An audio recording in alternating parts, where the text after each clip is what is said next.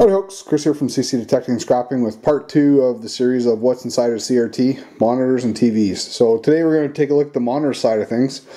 I got 3 monitors here on my workbench. One's an LG, this is a KDS, and this is a Samsung. I just want to show you that they're all pretty much the same on the outside. You know, they all have a cord attached to them. A lot of monitors you get will have a power cord as well, but these ones don't. But one thing is different is how they all come apart.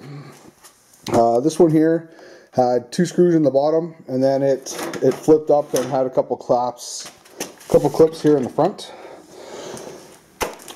This one here had 4 screws. You can see the screw holes down the sides there.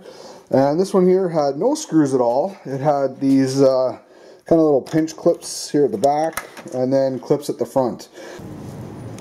Alright folks, so I got the covers off all 3 of them here. Just want to show you some stuff real quick. These ones here, very similar to TVs, right? Except for TVs don't have this outside shielding, or this one here.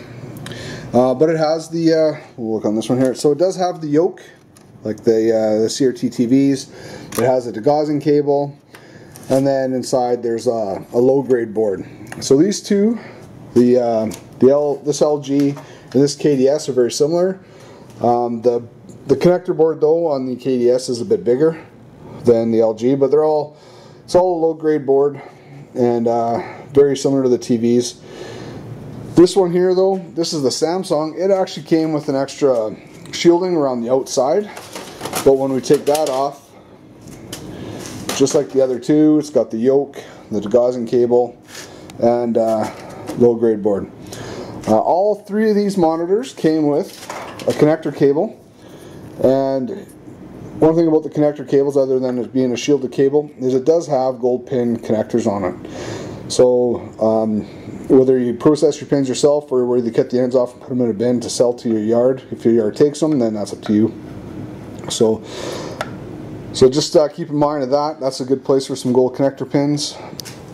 There we go. So we got a little bit of room to work now.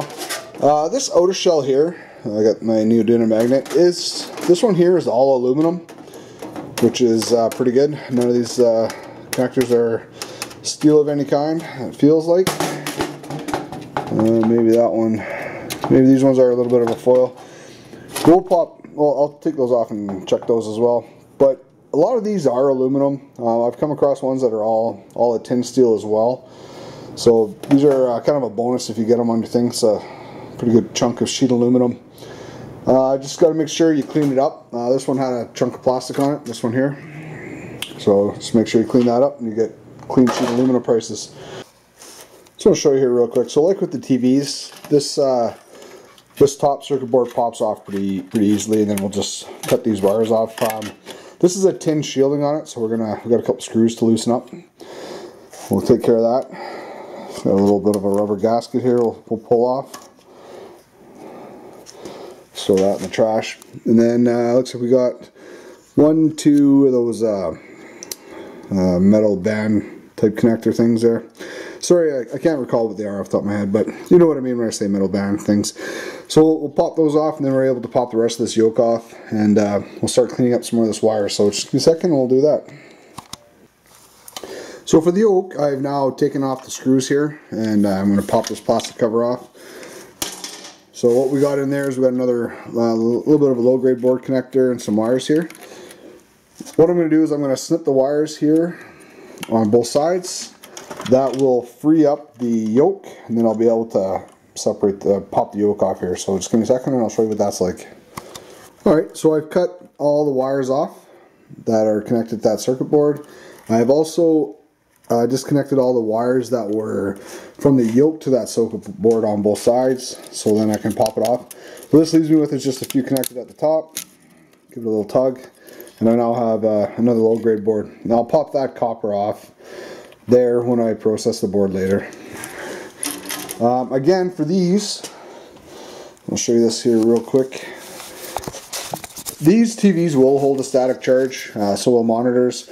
I know this monitor hasn't been run for a couple of years because it's been in storage, but there are a couple of videos online for how to discharge the buildup. This one I'm not too worried about. So like with the TV, I just take it near the end, give it a snip, and it's done. And then I just leave that part attached to the monitor. It for everyone that I've come across that I bothered taking off, it's just a metal connector and it's not really worth the time. But this is a copper wire that'll go in my insulated copper bin. So for the yoke itself though, now that we have everything separated out, like on the TV, it's just a quick, well, this one wasn't fastened on very well at all. You don't have to use any pressure, but now it just pops right off, and inside you can see we have our copper. We have our ferrite on the outside, which is holding some other copper in. So at the once we've finished taking everything out here, we'll rip this one apart as well. All right, so this one here actually isn't being held in by screws. It's got I don't know if you can see down in there. It's got a couple little clamps. You can see it where my screwdriver's pointing. All I got to do is just push those in and lift. Can't really do it one hand, but you push that in and lift, and this part will pop out. So let me pop that out here for you. All right, so once I push those two little clips in together, board popped out pretty quickly. So what I'm going to do with this one here is I will take these wires off. Take these wires off, I'll undo these screws here to get access to all these screws here, and then we'll pop this low grade board off. And the base will go into my tin pile, and the board will go into my low grade pile to be processed later. So let me get that all cleaned up, and then we'll move on to the rest of the degaussing cable and things like that. Alright, so we got the board, it's underneath these ones, and the base separated. We got the cable out. It's an insulated cable with the gold pins I showed you before. One thing with monitors that you're going to want to keep an eye on is, if I can get the connector out here I'm looking for, are these little plastic connectors. These are sometimes gold plated. I took a pin out to check this one out, and it's not. But I've had some monitors where there's 6 or 7 cables and they're all gold plated, and other ones like this one where it doesn't appear to have any. But that's just another source of gold there for you to keep an eye out for. So a little tip there for you. So what we're going to do now is we're going to finish taking out the gauze cable, as well as this copper coated or tin coated copper line here. And on monitors, I find you take the CRT out. Sometimes there will be some type of wire that goes around the front of the part, and it I'm not too sure what its purpose is, but I've had some monitors with it there and some with it out. And I'm going to check to make sure that we don't have any other circuit boards that we're missing for the buttons and that. I think we should be pretty good just popping these ones out, but I don't see a circuit board in there, so we should be all right. But we'll let me pop these screws out holding the CRT in place, and we'll go from there. All right, here we go. So I got the CRT all unfastened, as you can see. This one here did not have that wire I was talking about, but what it is it goes around the outside of the frame. I don't know if it's some type of extra degaussing wire, or if it does something special, I don't know. I just know it's a copper wire that goes in the insulated bin. So let me put the CRT back on, and then we'll put the frame back on, and then we're done with this outside part, and then we can start looking at the other things. So there we have it. I got it all back together again. So I can now take this to my electronics yard like this, and they'll take this and then they ship it off to wherever they ship it off to get the stuff out of the CRT. So let me put that down on the floor, and then we'll start breaking down some of these other little things. Alright, so what we have here is we have the core. It has these little metal clips that are holding the ferrite together. They're on both sides, like that. Sometimes there'll be a big blob of glue holding onto it. Other times, like this one, there isn't. So what we want to do is we want to remove those, and then we can take off this ferrite core. Also, on these ones here, you can see there's a set of clips right here. What this is doing is it's holding on this outside copper ring, and that actually keeps the yoke together as well. So let me pop this ferrite off, and let me pop this outer ring off, and I'll just show you what we have. Alright, so we got all the ferrite off now, so we have access to the copper yoke, which is this here. What we're going to do, or what I do, is I try and find where the join is, and it's usually like, I think it's right in here is the join, so we'll take that tape off. We'll be able to pry the copper cores out, or copper yokes out, and then we can get at the inside stuff, which is being held together with a couple of clips. You can see a clip there, It's holding it in place, and I believe these top ones here are also acting as clips. So we'll pop all that out, and I'll open all this up, and I'll just show you how much copper core is in here. Or copper is in this yoke here.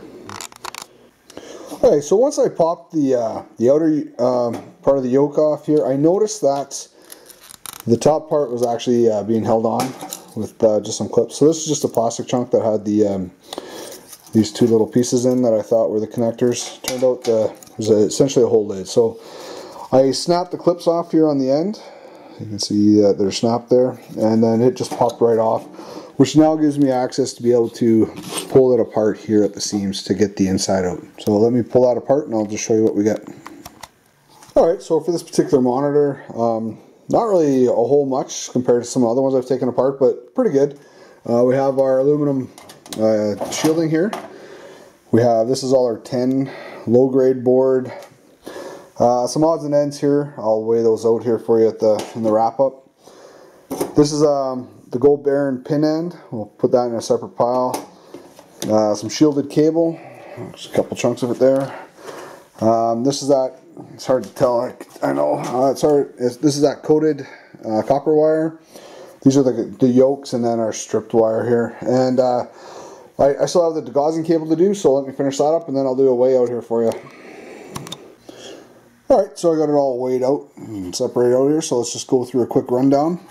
So the tin ended up being 1 kilogram, 68 grams, or 2 pounds, 5.7 ounces. The stainless, which is those the O-rings that go around the yoke, or the O-brackets, whatever, however their name is. Man, I can't believe I'm drawing a blank on that today. Anyway, there's 17 grams, or 0.6 of an ounce. The copper foils is 9 grams, or 0.3 of an ounce. And that's these guys here. This one only had 2 of them, but I've seen them where there's been up to a dozen on some monitors. So they add up. The plastic connectors, there's 13 grams or half an ounce. Those are the ones that have the brass pins that's still inside the connector.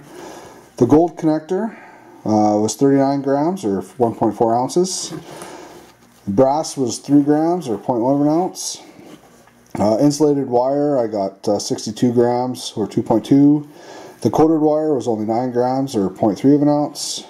The shielded wire, which is the wire that goes from the monitor to the tower, was 134 grams or 4.7 ounces. The stripped wire, which came from the degauss cable, and I'm trying to think what else it came from, a bit of the yoke and whatnot, it came in at 167 grams or 5.9 ounces. And the copper yoke itself was 276 grams or 9.7 ounces. And then the low grade board came in at just over a kilogram or just over 2 pounds. One thing I want to just mention again about my low grade board is I don't strip it all down. Like, there's tons of stuff on here. Like, this has some copper bearing on it. This one has some aluminum and some copper bearing, IC chips, stuff like that. I put all my boards in a box and I separate those out later. So that's about it for what's inside a CRT. I got to weigh out the aluminum heat shield here when I was doing the wrap up. So I'm not sure if you can see that down there, but it's 10.3 ounces or 291 grams for the aluminum heat shield. So that's it for what is the differences between a CRT TV and a CRT monitor. The main differences are the monitors will have probably more gold connectors than the TVs will. They'll also have more shielding. TVs will have speakers, whereas monitors usually don't. I'm trying to recall if I've come across a monitor that had built-in speakers, and I can't recall any off the top. Maybe some of the older ones, but I haven't come across any of those. Other than that, the technology is pretty much the same. They all have copper yokes. They all have a degaussing cable of some type, whether it's aluminum or copper. Monitors will sometimes have a little bit extra degaussing cable. Like, they'll have a couple mini ones, whereas the bigger TVs will have 2 degaussing cables, one around the top, one around the bottom, or they'll have a very long one, which they'll kind of do a little butterfly flip in and then wrap it around the CRT that way. But overall, they are very similar, and I find them pretty easy to take apart, and they're a lot of fun as well. They're not usually too annoying like some of the other things that we take apart, but Again, so that's my series on the CRTs. I hope you enjoyed it. I hope you found it informative, and I hope you, well, if you learned something new, pretty cool. If you see something that I missed, please let me know in the comment section. Other than that, please like, comment, and subscribe. Have a great day, folks. Ciao.